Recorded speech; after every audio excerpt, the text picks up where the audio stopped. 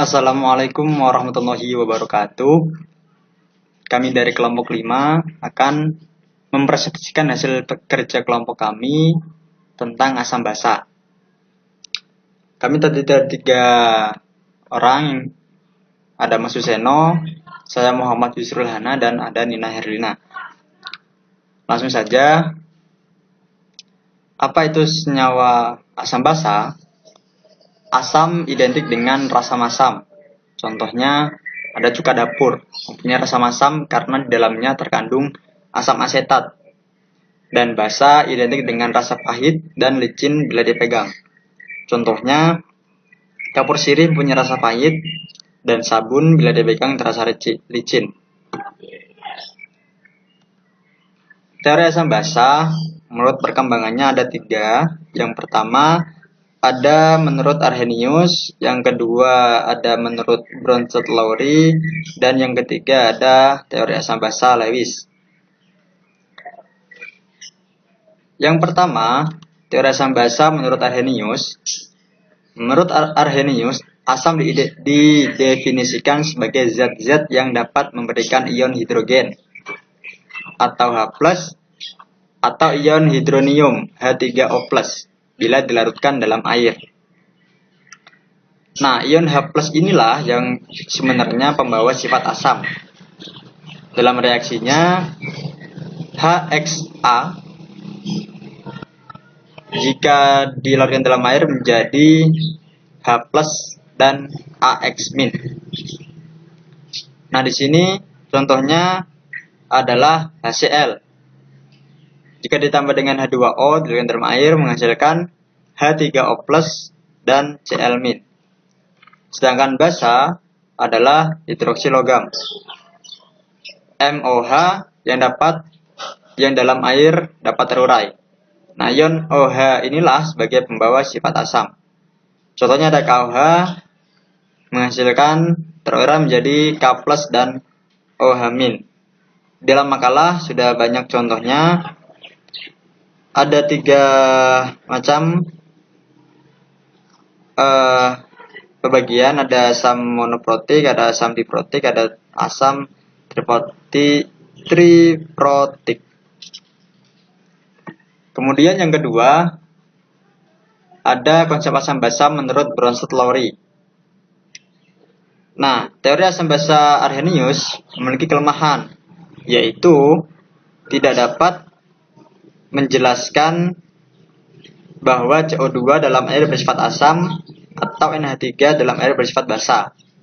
Nah, pada tahun 1923, Johannes N. Bronsted dan Thomas Lowry mengembangkan teori asam basa sebagai berikut. Nah, asam adalah senyawa yang dapat memberikan proton H+ kepada senyawa lain.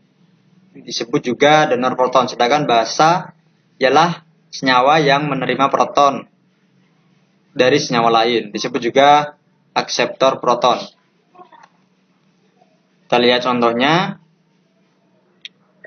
Nah, di sini HCl jika tambah H2O menghasilkan Cl- dan H3O+.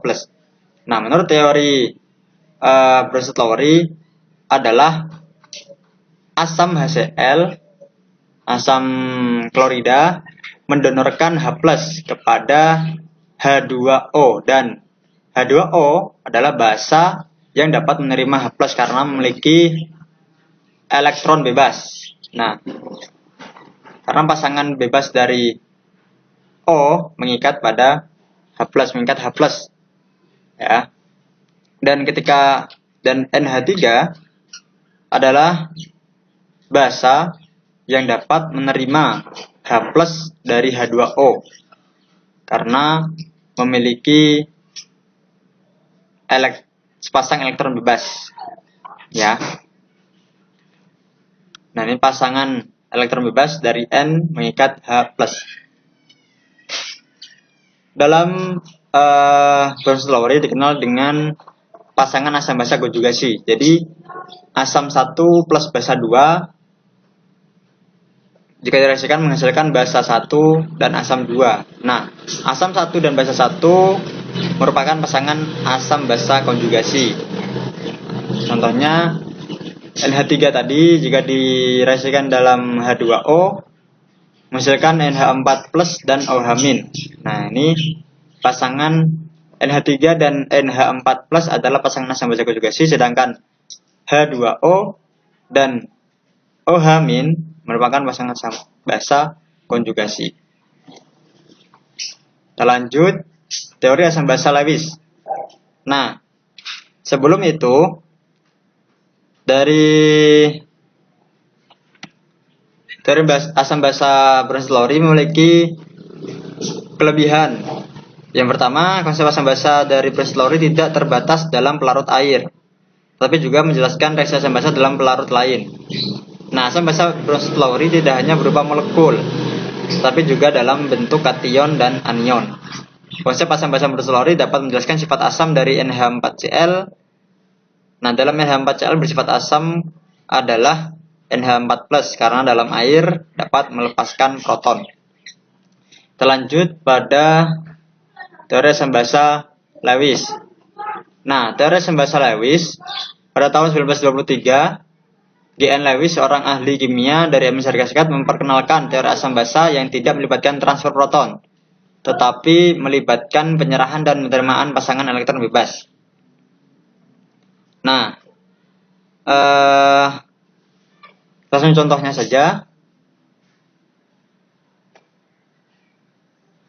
Contohnya adalah NH3 direaksikan dengan BF3.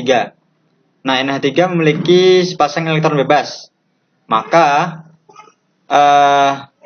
akan bereaksi dengan BF3 menghasilkan ikatan kovalen koordinasi. Nah, berdasarkan contoh reaksi di atas, Lewis menyatakan bahwa asam adalah suatu molekul atau ion yang dapat menerima pasangan elektron bebas, sedangkan basa adalah suatu molekul atau ion yang dapat memberikan pasangan elektronnya.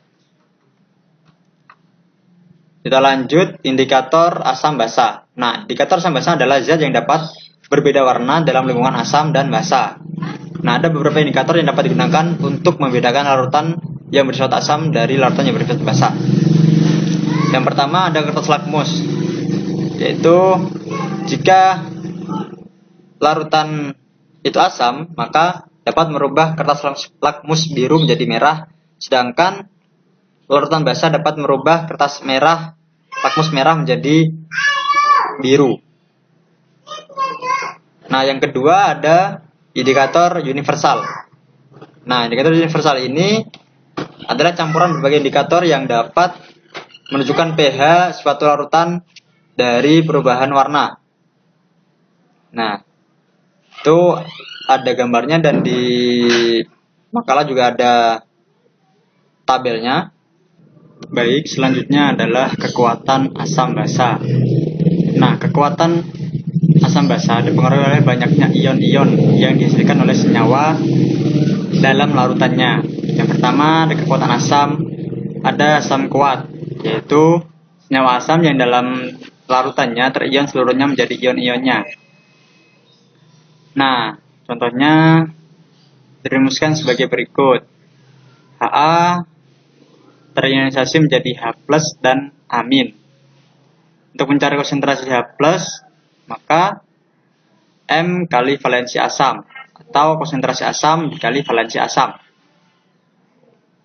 Yang kedua, ada asam lemah, yaitu senyawa asam yang dalam larutannya hanya sedikit terionisasi menjadi ion-ionnya. Untuk reaksinya bisa dilihat dalam gambar. Untuk mencari konsentrasi H+, sama dengan akar Ka dikali M, atau Ka dikali konsentrasi asam. Sedangkan jika diketahui derajat ionisasi, maka konsentrasi H+ sama dengan derajat ionisasi dikali konsentrasi asam. Selanjutnya ada basa kuat, yaitu senyawa basa yang dalam larutannya terion seluruhnya menjadi ion-ionnya. Untuk ionisasinya, MOHX terionisasi menjadi MX+ plus XOH-. Untuk mencari konsentrasi OH-, konsentrasi basa dikali valensi basa. Untuk basa lemah, yaitu senyawa basa yang dalam larutannya hanya sedikit terionisasi menjadi ion-ionnya. Interestnya bisa dilihat sendiri. Nah, semakin kuat basa, maka reaksi kesetimbangan basa semakin condong ke kanan. Akibatnya Kb bertambah besar. Nah, untuk mencari konsentrasi OH min sama dengan akar dari Kb kali konsentrasi basa. Jika diketahui derajat ionisasi, maka konsentrasi OH min sama dengan derajat ionisasi dikali konsentrasi basa. Sekian yang dapat saya sampaikan.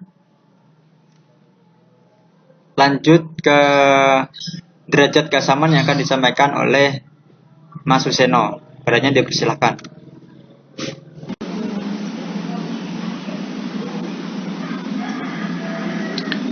Assalamualaikum warahmatullahi wabarakatuh. Di sini saya akan membahas tentang derajat keasaman pH. Konsentrasi ion H+ dan OH- dalam larutan air seringkali sangat kecil dan karenanya sulit untuk diukur. Biokimyawan Denmark yang bernama Søren Sørensen mengajukan pengukuran yang lebih praktis yang disebut sebagai pH. Penentuan pH asam atau basa kuat dihitung dengan persamaan pH sama dengan min log konsentrasi H+, sedangkan pOH sama dengan min log konsentrasi OH-. Dalam 1 liter air murni terdapat ion H+ dan OH- dengan konsentrasi masing-masing 10 pangkat min 7 m, sehingga pH air murni adalah pH sama dengan min log 10 pangkat min 7, sehingga pH sama dengan 7. Hasil kali ion H+ dan OH- dalam air selalu konstan dan disebut tetapan air atau konstanta hasil kali ion atau Kw. Kw sama dengan konsentrasi ion H+ dikali dengan konsentrasi ion OH- sama dengan 10 pangkat min 14. pH plus pOH sama dengan 14. Derajat asam pH asam atau basa lemah. Asam dan basa lemah hanya terurai sebagian dalam air. Bila asam lemah terurai dalam air, di sini Ha direaksikan dengan H2O menghasilkan H3O+ dan amin. Tetapan kesetimbangan untuk asam lemah, Ka dinyatakan sebagai Ka sama dengan konsentrasi H3O+ dikali konsentrasi amin dibagi konsentrasi Ha. Nilai pH asam lemah dinyatakan sebagai pH sama dengan akar dari hasil kali Ka dan M asam. M adalah nilai konsentrasi larutan yang akan ditentukan derajat keasamannya. Bila lemah terurai dalam air dengan reaksi NH3 plus H2O menghasilkan NH4+ dan OH-. Tetapan kesetimbangan untuk asam lemah Ka dinyatakan sebagai Kb sama dengan konsentrasi NH4+ dikali konsentrasi OH- dibagi konsentrasi NH3. Nilai pOH basa lemah dinyatakan sebagai pOH sama dengan akar dari Kb dikali M basa. Berbagai jenis reaksi dalam larutan. Reaksi asam kuat dan basa kuat. Reaksi antara asam kuat dengan basa kuat akan menghasilkan pH larutan yang bersifat netral atau pH sama dengan 7. Reaksi asam kuat dan basa lemah. Reaksi antara asam kuat dengan basa lemah akan menghasilkan pH larutan yang bersifat asam atau pH kurang dari 7. Reaksi asam lemah dan basa kuat. Reaksi antara asam lemah dengan basa kuat akan menghasilkan pH larutan yang bersifat basa atau pH lebih dari 7. Reaksi asam lemah dan basa lemah. Reaksi antara asam lemah dengan basa lemah akan menghasilkan pH larutan yang bersifat netral atau pH sama dengan 7. Reaksi penetralan. Reaksi penetralan adalah reaksi yang dihasilkan dari reaksi antara asam dengan basa. Di sini, HCl bereaksi dengan NaOH menghasilkan NaCl dan H2O. Jika larutan asam dan basa dicampur, maka ada 3 kemungkinan sifat garam yang terbentuk. Yang pertama, asam kuat dengan basa kuat akan menghasilkan garam yang bersifat netral. Yang kedua, asam kuat dan basa lemah akan menghasilkan garam yang bersifat asam. Yang ketiga, asam lemah dengan basa kuat akan menghasilkan garam yang bersifat basa. Reaksi penetralan juga dapat digunakan untuk menetapkan kadar atau konsentrasi suatu larutan asam atau basa. Penetapan kadar suatu larutan ini dapat disebut sebagai titrasi asam basa. Titrasi asam basa. Titrasi merupakan sebuah metode yang dapat digunakan untuk menentukan suatu konsentrasi sebuah larutan. Titrasi asam basa merupakan metode penentuan kadar larutan asam dengan zat peniter larutan basa atau penentuan kadar larutan basa dengan zat peniter larutan asam. Titrasi asam basa berdasarkan jenisnya dibedakan menjadi 3. Yang pertama, titrasi asam kuat dengan basa kuat. Yang kedua, titrasi asam lemah dengan basa lemah. Yang ketiga, titrasi asam kuat dengan basa lemah. Dalam titrasi digunakan rumus sebagai Va dikali Na sama dengan Fb dikali Nb. Atau Ma dikali Va sama dengan... Baik, selanjutnya kita akan masuk ke materi buffer atau penyangga. Nah, larutan buffer atau penyangga itu adalah larutan yang terdiri dari asam lemah atau basa lemah dan garam dari asam lemah atau basa lemahnya. Jadi, kedua unsur ini ada dalam larutan penyangga. Lalu larutan penyangga buffer itu memiliki kemampuan untuk mempertahankan pH ketika ada penambahan sedikit asam atau penambahan sedikit basa dan atau sedikit air atau pengenceran. Nah, untuk komponen pembentuk larutan penyangga itu ada 2. Yang pertama ada buffer atau penyangga asam dan yang kedua itu buffer atau penyangga basa. Nah, untuk buffer asam itu tersusun atas asam lemah dan basa konjugasinya. Sedangkan buffer basa itu ada basa lemah dan asam konjugasinya. Terus pembuatan larutan penyangga. Nah, untuk pembuatan larutan penyangga asam itu asam lemah yang berlebih dengan basa kuat akan bereaksi dengan kelebihan asam lemah membentuk garam. Jadi kelebihan asam lemah itu di akhir itu akan membentuk garamnya. Sedangkan untuk penyangga basa yaitu dari basa lemah yang berlebih akan bereaksi dengan asam kuat. Nah, kelebihan itu akan membentuk garamnya. Nah, ini adalah contoh untuk buffer asam. Ini ada asam lemah. Ini basa konjugasinya. Nah, ini garam pembentuk basa konjugasinya. Nah, misalkan asam lemahnya itu dari CH3COH, lalu basa konjugasinya itu CH3COO-, maka garam pembentuk basa konjugasinya itu ada CH3CONa. Dan ini seterusnya. Nah, untuk buffer basa, garam pembentuk larutan penyangga basa itu misalkan ada dari basa lemahnya itu NH4OH, atau asam konjugasinya itu NH4+, dan garam pembentuk asam konjugasinya itu ada NH4Cl, bisa juga NH4Br atau NH42SO4. Nah, selanjutnya saya punya pertanyaan buat teman-teman nih. Bagaimana jika ada campuran NaOH dan NaCl atau KOH dengan K2SO4? Apakah akan membentuk larutan penyangga? Nah, silakan teman-teman dipikirkan. Nanti kalau sudah ketemu jawabannya, bisa dijawab di kolom komentar atau di grup. Nah, untuk prinsip kerjanya, pada dasarnya, jika ada penambahan asam atau ion H, maka akan dinetralkan oleh basa lemahnya. Sedangkan jika ada penambahan basa, maka ion OH- yang datang akan dinetralkan oleh asam konjugasinya. Nah, ini mengapa demikian? Contoh saja misalkan ada campuran CH3 COH dengan CH3 CONA dengan massa molar yang sama.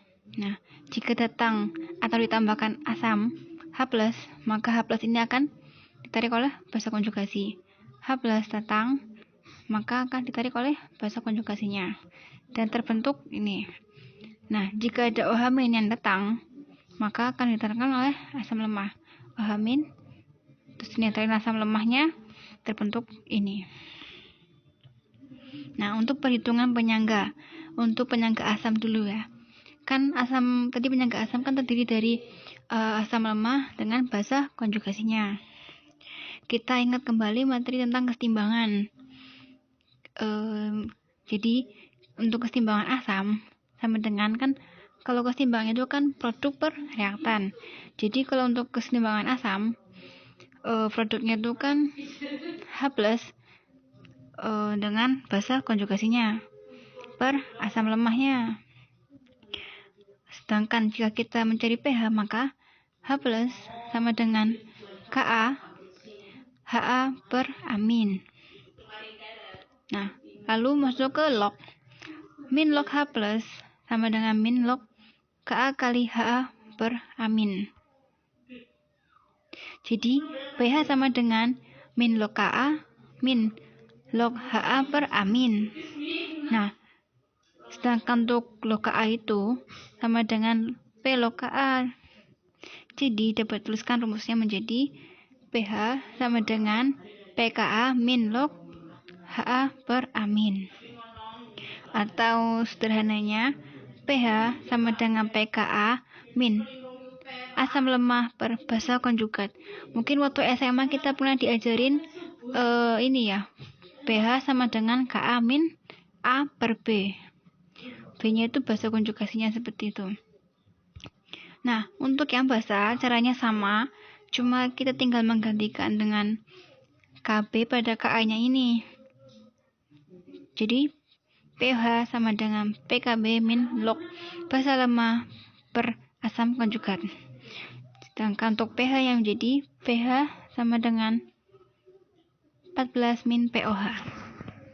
Nah, untuk fungsi lautan penyangga itu banyak sekali. Contohnya kita dalam tubuh makhluk hidup. Jadi lautan penyangga H2CO3 dan HCO3 itu dalam tubuh itu menjaga pH dalam darah. Nah, karena pH darah tubuh manusia itu berkisar antara 7,5 sampai 7,45.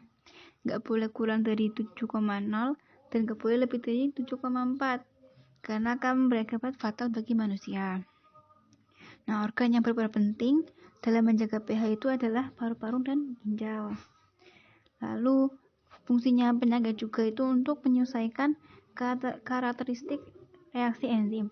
Jadi pada setiap organ itu tuh punya pH-nya masing-masing. Seperti dalam lambung mempunyai pH yang beda dengan yang ada di usus. Nah, selanjutnya itu ada larutan penyangga karbonat dan larutan penyangga fosfat.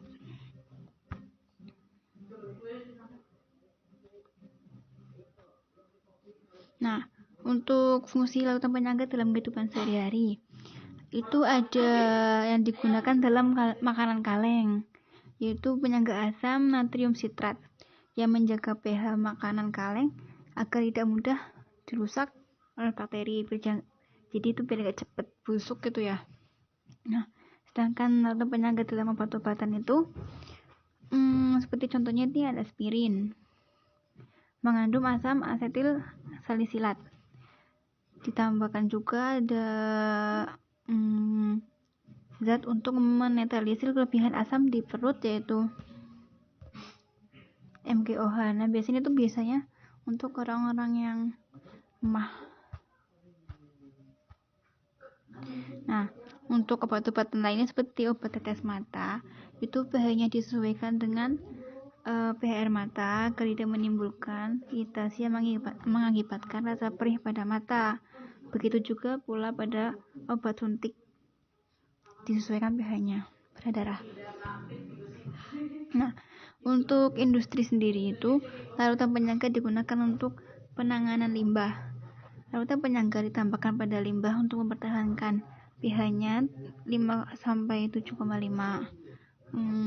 Hal ini untuk memisahkan materi organik pada limbah sehingga layak dibuang ke perairan. Nah, sekian presentasi dari kelompok kami. Kurang lebihnya mohon maaf. Bila ada yang kurang paham bisa ditanyakan. Terima kasih atas perhatiannya. Wassalamualaikum warahmatullahi wabarakatuh.